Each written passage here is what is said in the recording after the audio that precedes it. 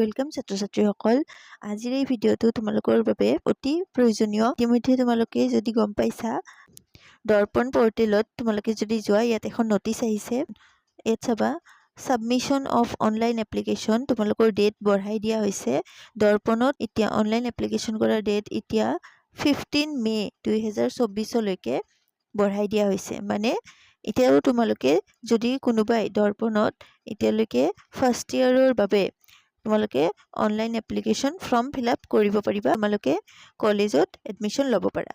তাৰ পিছত চাবা তোমালোকৰ 15 মে লৈকে ফৰ্ম ফিলআপ হ'ব দৰ্পণত তাৰ পিছত তোমালোকৰ 16 মে পৰা 18 মে লৈকে সিলেকশন লিষ্ট মানে প্ৰিপেয়াৰ কৰা হ'ব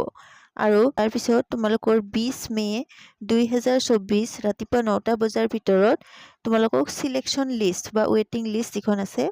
সেই লিষ্টখন তোমালোকক দিয়া হ'ব সিলেকশন লিষ্টখন তোমালোকক 20 মেৰ ভিতৰত দিয়া হ'ব আৰু ওয়েটিং লিষ্ট 30 মেৰ ভিতৰত দিয়া হ'ব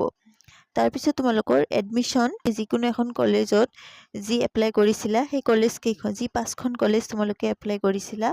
তাৰ ভিতৰত যিকোনো এখন কলেজত এডমিশন ল'বলৈ তোমালোকে একসেপ্ট কৰিব লাগিব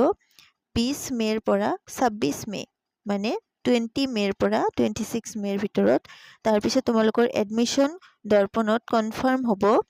27 মেৰ পৰা 30 মেৰ ভিতৰত মানে তোমালোকৰ এডমিশন প্ৰক্ৰিয়াটো এতিয়া 30 মেৰ ভিতৰত তোমালোকৰ এডমিশন হৈ যাব এতিয়া তোমালোকৰ 15 মে লৈকে এই দৰ্পণত ৰেজিষ্ট্ৰেচন কৰা ডেটটো বঢ়াই দিয়া হৈছে সেইভাবে যিসকল ছাত্ৰ-ছাত্ৰীয়ে এতিয়ালৈ দৰ্পণত ৰেজিষ্ট্ৰেচন কৰা নাই তোমালোকে কৰি লোৱা সময়টো 15 মে লৈকে দিয়া হৈছে তোমালোকে এটাও কৰিব পাৰিবা আজিলৈ ভিডিঅ'টো ইয়াতে এৰিলো